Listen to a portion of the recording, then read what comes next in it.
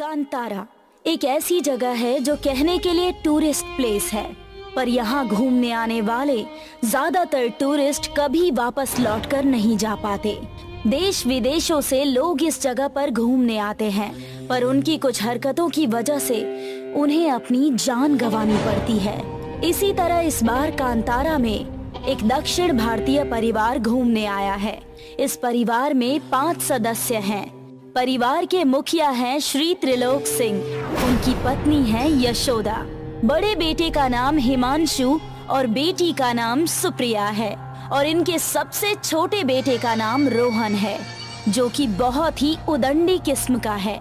रोहन अपने भाई से अलग होकर जंगल में कुछ देखने लगता है। अरे रोहन, तुम कहाँ जा रहे हो? अरे कहीं नहीं भैया। तुम्हें पता है ना, ये जगह जितनी खूबसूरत है उतनी ही भयानक और डरावनी भी। अरे हाँ भैया, सुना तो है मैंने भी, पर हर सुनी बात सच नहीं होती ना। वो तो पता चल ही जाएगा, बस तू साथ में रह। रोहन को कुछ मजाक सूझता है और वो हिमांशु को डराने की कोशिश करता है। भैया वो देखो, आपके पीछे क्या है? हिमांशु घबराकर अचानक पीछे मुड़ता है और देखता है कि वहाँ कोई भी नहीं है। हिमांशु को इस तरह से डरते देख रोहन हंसने लगता है। देखा, डरा दिया ना आपको। बड़े बहादुर बनते फिरते हो हाँ? अच्छा बेटा, मुझसे होशियारी करोगे हैं? रुको, बताता हूँ तुम्हें, रुक। रात होने दे, अच्छा मजा चखाऊंगा। ये दोनों बातें करते करते परिवार के बाकी लोगों से थोड़ा पीछे छूट गए थे। तभी त्रिलोक सिंह इन्हें आवाज लगाते हैं।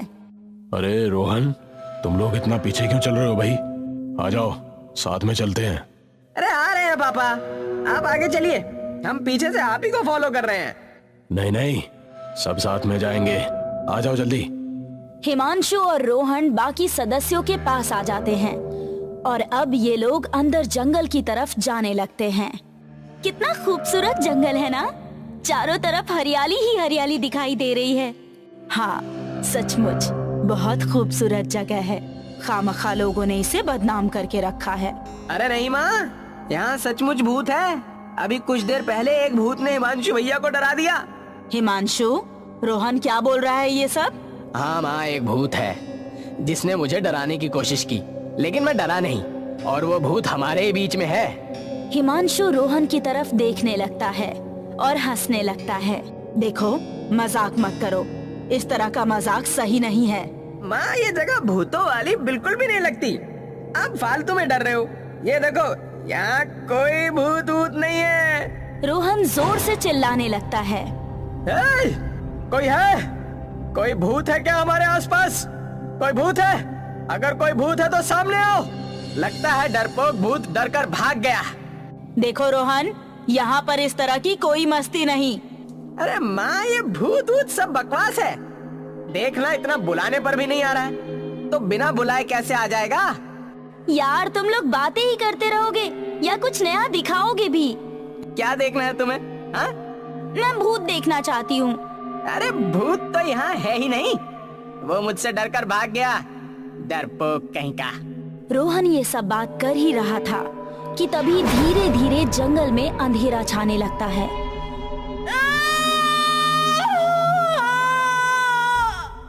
इस आवाज को सुनकर सभी लोग चौंक जाते हैं। ये क्या था? तुम भूत बुलाना चाहते थे ना? लगता है उस तक तुम्हारी बात पहुंच गई है। तभी एक तेज हवा का झोंका आता है और ऐसा लगता है कि किसी ने जबरदस्ती पेड़ों को हिलाया है।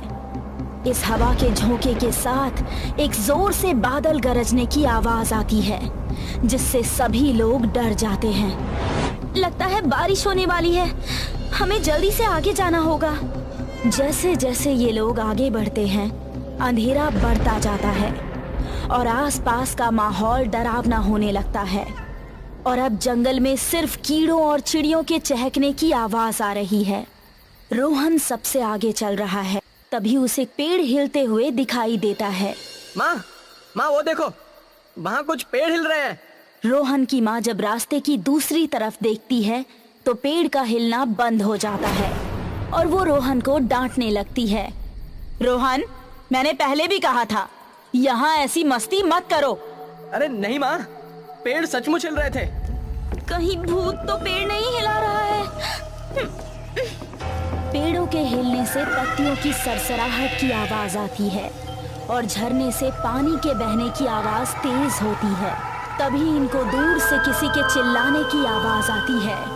बचाओ! बचाओ! कोई है! बचाओ! प्लीज बचाओ! जैसे जैसे आवाज तेज होती जाती है, यहाँ पर एक तूफान आने लगता है और जिससे पेड़ों की सूखी पत्तियां उड़ने लगती है। ये तूफान इतना तेज है कि ये पांचों लोग आपस में इधर उधर तितर बितर हो जाते हैं। अचानक से वो तूफान थम जाता है और अब परिवार के सभी सदस्य अलग हो चुके हैं और जंगल में एक लड़की की आवाज सुनाई देती है जो कि बहुत जोर जोर से रो रही है। त्रिलोक सिंह अपने परिवार के लोगों को ढूंढने लगते हैं।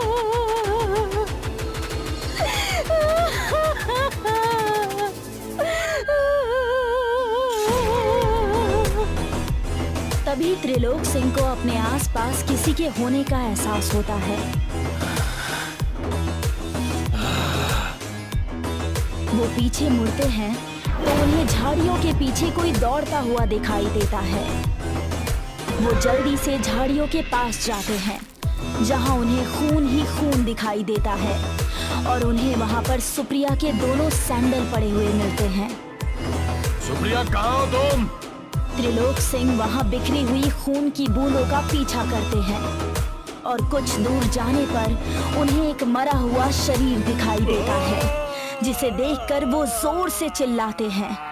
तभी वहां पर यशोदा, रोहन और हिमांशु भी आ जाते हैं और सामने पेड़ पर लटकी लाश को देखकर ये तीनों चिल्लाने लगते हैं। लाश के पूरी तरह से चीथड़े चीथड़े हो चुके हैं। शरीर को किसी जानवर ने पूरी तरह नोच डाला है जिसे देखकर यशोदा बेहोश हो जाती है। रोहन भी डरकर रोने लगता है। लाश की हालत इतनी खराब है कि उसे देखकर पहचानना मुश्किल है कि ये किसी इंसान की लाश है या फिर किसी जानवर की। इसलिए त्रिलोक सिंह को अभी भी उम्मीद है कि सुप्रिया जिंदा है और वो उसे ढूंढने की कोशिश करते हैं। ये पेड़ पर लटकी हुई लाश किसी इंसान की है या फिर किसी जानवर की। अगर वो लाश इंसान की है तो क्या ये त्रिलोक सिंह की बेटी सुप्रिया है? अगर नहीं तो फिर सुप्रिया कहाँ है?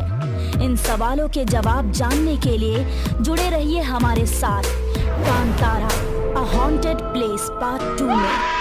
इसी तरह की और भी हॉरर कहानियां देखने के लिए हमारे चैनल को सब्सक्राइब करें और बेल आइकन प्रेस